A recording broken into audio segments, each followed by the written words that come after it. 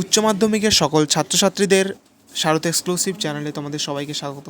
কালকে তোমাদের জিওগ্রাফি পরীক্ষা রয়েছে। সেই জিওগ্রাফি পরীক্ষার শেষ রাতের কয়েকটি অর্থাৎ শুধুমাত্র কয়েকটি এমসিকিউ এবং এসিকিউ নিয়ে আজকের এই ভিডিও। এই ভিডিওতে যেই এমসিকিউ এবং এসিকিউগুলি রেখেছি, এই এসিকিউ এবং এমসিকিউগুলি খুবই গুরুত্বপূর্ণ।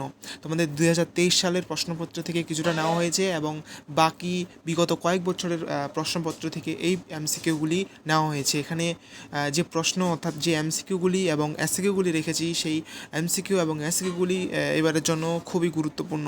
হয়তো কালকে তোমরা এর মধ্যে থেকেই এমসিকিউ এবং এসিকিউগুলি পেয়ে যাবে আশা করি। এখানে 28টা এমসিকিউ রেখেছি এবং 25টা এসিকিউ রেখেছি। তোমাদের পরীক্ষায় 21টা এমসিকিউ লিখতে হয়। 1 নম্বরে যে এমসিকিউ রেখেছি, যে শিলা কোনোভাবে জল সঞ্চয় ও ক্ষরণে সক্ষম নয় তা হলো অপ্রবেশ্য শিলা। তারপরের প্রশ্ন আছে, মূল ভূখণ্ডের সঙ্গে যুক্ত বাঁধের সামনের দিকে সমুদ্রের দিকে প্রসারিত হলে তাকে বলে spit. Story of ocean basin বইটি কে লেখেন? H Hess. একটি অপ্রবেশ্য শিলার উদাহরণ দাও। গ্রানাইট। সুবর্ণরেখা নদীটি যে প্রকার নদীর উদাহরণ? আন্তঃরাজ্য নদী। এনপিকে যৌগ একটি যৌগে যে মৌল নামে পরিচিত? প্রাথমিক মৌল। 7 নম্বরে আছে, পটসল মাটির বৈশিষ্ট্য হলো আম্লিক। 8 নম্বরে, ক্রান্তীয় ঘূর্ণবাদ সৃষ্টির জন্য সমুদ্র জলের তাপমাত্রা হয় কম করে 26.5 ডিগ্রি সেলসিয়াস। তোমাদের যদি এই ভিডিওটি ভালো লেগে থাকে অবশ্যই ভিডিওটিতে লাইক করতে একদমই ভুলবে না এবং তোমাদের যে প্রশ্ন অর্থাৎ মাথায় যে প্রশ্ন আছে সেই প্রশ্নে কমেন্ট বক্সে লিখে পাঠাও এবং কয়েকটা প্রশ্ন আমি সেখানে দিয়েছি তোমাদের করার জন্য, নিচে আছে। 9 নম্বরে আছে, ত্রিকোষ মডেলের দুটি প্রত্যক্ষ তাপীয় কোষ, পোলার কোষ। 10 নম্বরে আছে, মেঘা জীববৈচিত্র্যের দেশগুলি যে অঞ্চলে দেখা যায় উত্তর ক্রান্তীয় অঞ্চলে। যে ঘটনাটি ভূমিধসের কারণ নয় বহুমুখী নদী পরিকল্পনা। প্রত্যেকটা এমসিকিউ এর ভালো করে পড়ে উত্তর লেখার চেষ্টা করবে, কারণ এমসিকিউ ঘুরিয়ে দেওয়া থাকে। মিশরের নীল নদ অববাহিকায় প্রসিদ্ধ কৃষি প্রণালীটি হলো বন্যাভিত্তিক কৃষি। শতকরা অংশ অনুযায়ী এক বা একাধিক শস্যকে ভিন্ন দলে ভাগ পদ্ধতি হলো শস্য আবর্তন। দুধ ও দুগ্ধজাতীয় উৎপাদনে ভারতের যে রাজ্য প্রথম স্থানে উত্তর হচ্ছে উত্তরপ্রদেশ। বিশুদ্ধ শ্রেণীর কাঁচামালের পণ্যসূচক হলো 1-এর বেশি। আবারও বলছি, এমসিকিউগুলি কিন্তু খুবই গুরুত্বপূর্ণ এবং এসিকিউগুলি নিচে এসিকিউ রয়েছে। 16 নম্বরে আছে, ভারতের আন্তর্জাতিক বিমান সংস্থাটির নাম এয়ার ইন্ডিয়া।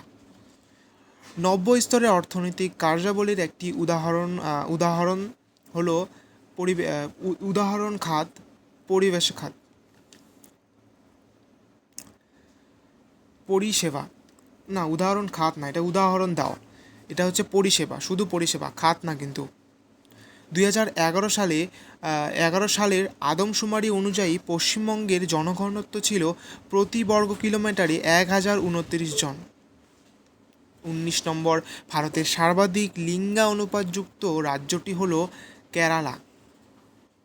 এবার 20 নম্বর, দামোদর অববাহিকা পরিকল্পনাটি একটি বহুমুখী নদী পরিকল্পনা বা প্রকল্প। 21 নম্বর, আটলান্টিক মহাসাগরের গভীরতম সমুদ্র খাতটি হল পুয়ের্তো রিকো ট্রেঞ্চ। 22 নম্বর, লৌহ অক্সাইড সমৃদ্ধ সামুদ্রিক অবক্ষেপের রং লাল বা খয়েরি। এবার 23 নম্বর, পৃথিবীর বৃহত্তম বাস্তুতন্ত্র হল জীবমণ্ডল। এবার 24 নম্বর, বস্তুর কার্যকারিতা এবং উপযোগিতায় হলো সম্পদ। উক্তিটি কার? জিমারম্যান, এখানে লিন্ডেম্যান, দুটোর মধ্যে কোনটি হবে? কমেন্ট বক্সে জানাও, সঠিক উত্তরটি কমেন্ট বক্সে জানাও। 25 নম্বরে আছে, আর্জেন্টিনার নাতিশীতোষ্ণ তৃণভূমির নাম কি? পম্পাস। 26 নম্বর, কারের সেচ পদ্ধতি দেখা যায় ইরানে। 27 নম্বর, ইউক্রেনের অধিকাংশ জমি কি উদ্দেশ্যে ব্যবহৃত হয় বা ব্যবহার করা হয়? কৃষিকাজের জন্য ব্যবহার করা হয়। এটা এসিকিউতেও দেওয়া আছে, মানে এসিকিউতে ইম্পর্টেন্ট কিন্তু। MCQ এর থেকে SCQতে এটা ইম্পর্ট্যান্ট। 28 নম্বর, জিওগ্রাফি শব্দটির অর্থ কী? পৃথিবীর বিবরণ। নিম্নলিখিত প্রশ্নগুলির অতি সংক্ষিপ্ত উত্তর দাও, অর্থাৎ এক কথায় বা এক নম্বরে যে SCQগুলি রয়েছে মাত্র 25টি। লেপিস কাকে বলে? লেপিস কাকে বলে? অর্থাৎ SCQ এখানে 25টা দেওয়া আছে। লেপিস কাকে বলে? 2 নম্বর, উপকূল কাকে বলে অথবা বার্ম কাকে বলে? 3 নম্বর, নিকবিন্দু কাকে বলে? খুবই গুরুত্বপূর্ণ, এবং তার পাশে আছে নদীগ্রাস কি? 4 নম্বর, বিপরা নদী কাকে বলে? 5 নম্বর, রেগোলিথ কি? এবার 6 নম্বরে আছে মাটি কি বা মৃত্তিকা কি? একই। 7 নম্বরে আছে ঘূর্ণবাদের চক্ষু কি? 8 নম্বর, সিরিক্ক কি অথবা হারমাট্টান কি? 9 নম্বর, সুন্দরী কোন ধরনের উদ্ভিদ? 10 নম্বর, ওজোন স্তর কোন একক দ্বারা প্রকাশ করা হয়? 11 নম্বর, ইনসিটু সংরক্ষণ কি? পরের প্রশ্নটি আছে 12 নম্বরে, শস্য সমন্বয় ধারণা সর্বপ্রথম কে প্রস্তাব করেন? 13 নম্বরে আছে আন্তর্জাতিক ধান গবেষণাগার কোথায় অবস্থিত? আন্তর্জাতিক ধান গবেষণাগার কোথায় অবস্থিত? খুবই গুরুত্বপূর্ণ কিন্তু। তার উপরে ছিল শস্য সমন্বয় ধারণা সর্বপ্রথম কে প্রস্তাব করেন? ইনস্টিটিউট সংরক্ষণ ও গুরুত্ব। 14 নম্বরে আছে নেক্রোপলিস কথাটির অর্থ কী? 15 নম্বরে আছে কাম্য জনসংখ্যা কি?